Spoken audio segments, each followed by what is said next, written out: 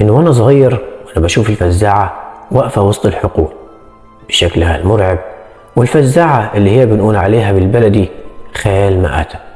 وعندنا في البلد كان أهل البلد بيحكوا عنها أساطير وحكايات، ومنهم حكاية النهاردة واللي حصلت معايا أنا شخصيا. في موسم من مواسم الذرة كان في راجل معاه 5 غنمات بيرعاهم جنب حقل الذرة. سابهم الراجل وراح يجيب لهم مية من الترعة اللي جنبه. بدأت الغنمات تاكل من الذرة وتكسر فيه وبوظت الدنيا على الآخر.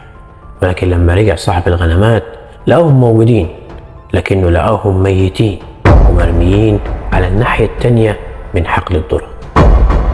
مرة تانية 2 من الشباب واللي كانوا ماشيين وقت الظهرية زي ما بنقول كده وقت القيلولة، فرجليهم خدتهم على حقل الذرة ده علشان يجيبوا منه ذرة ويشوه ويتسلوا وهم بيسقوا الزرع بتاعهم.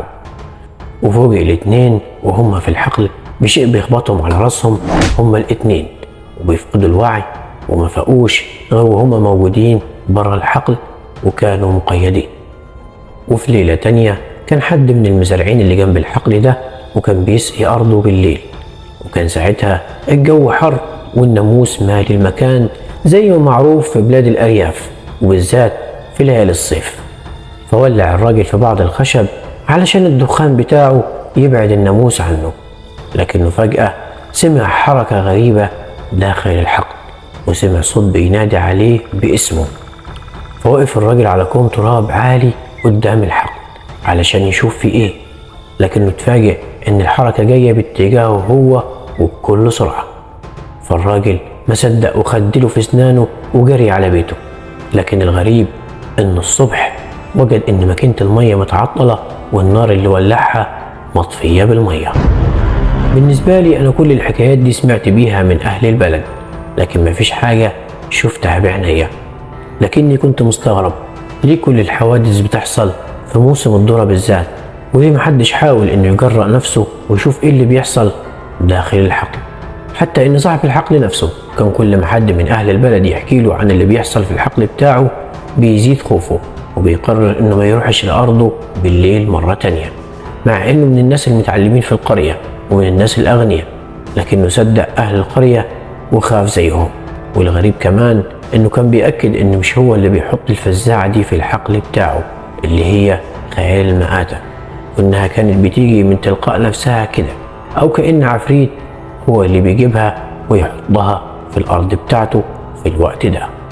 احتار عقلي ومليت من كل القصص دي، ولاني كنت كل ما اسأل حد من اهل القرية ما كانش بيديني اجابة او تفسير مقنع للي بيحصل في الحقل ده، والناس تأقلمت على الوضع ده وتجنبوا الحقل تماما. لكن اتفقت مع 2 اصحابي اننا هنخوض المغامرة دي، وفي الاول هنراقب الحقل من بعيد، وبعدين هندخل الحقل بالليل واللي يحصل يحصل. وحتى لو وصل الامر اننا نموت بس مش هنفضل علشان خايفين زي الباقي من حاجة لمجرد ان احنا سمعنا عنها بس.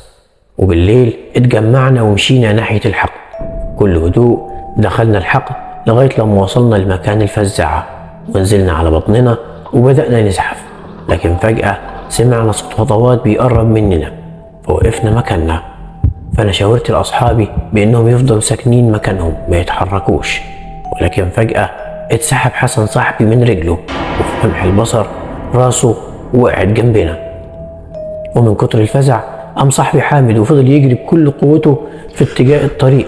ساعتها سمعت صوت عالي بيشق الزرع، وفي لحظة خوف لمحت بعيني خيال شبح كبير ماسك في ايده منجل بيلمع على ضي القمر، والمنجل هي سلاح بيقطعه بالزرع.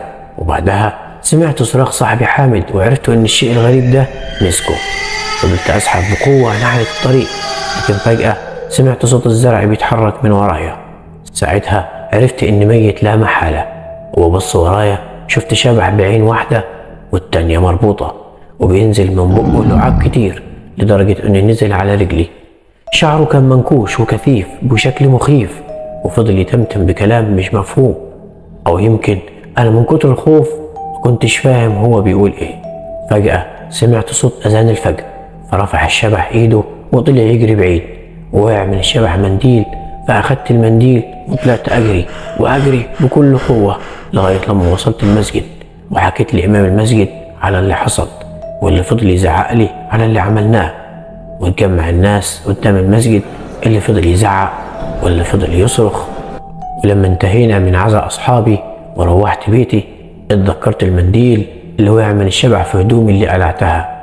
في الأول خفت، ولكني شجعت نفسي وطلعت المنديل، واللي كان منديل قديم ومكتوب في رسالة من شخص بيقول فيها: سامحيني يا زوجتي، فلم أستطع إنقاذك أنت وابننا من يد اللصوص الجبناء الذين اقتحموا منزلنا لسرقته، ولم يكتفوا بقتلكما بل مثلوا بها، ولم تستطع الحكومة أن تدينهم وفروا من العقاب بفضل سكان القرية أجمعين، فسوف أنتقم منهم جميعا. حكيت لجدي اللي كان مكتوب في المنديل، فقال لي فعلا أنه سمع القصة دي، ولكنهم وجدوا جثة الراجل ده ودفنوه، وكانت عينه مخلوعة فعلا، وإن ربما حد أخذ هدومه وعمل بيها الفزاعة دي، وممكن تكون روحه أو شبحه سكنت الفزاعة، وإن شبحه راجع علشان ينتقم من أهل القرية. وفجأة وأنا قاعد مع جدي فوق سطح البيت بتاعنا سمعت صراخ جاي من ناحية الحقل اللي فيه الفزاعة. إيه ده؟ شكله الشبح عرف إنه ضيع المنديل وراجع علشان ينتقم أشد الانتقام، وشكلها الليلة هتكون ليلة صعبة على القرية كلها. لو عجبتكم القصة ما تنسوش تشيروها وما تنسوش الاشتراك معانا عشان تشوفوا قصص جديدة. سلام.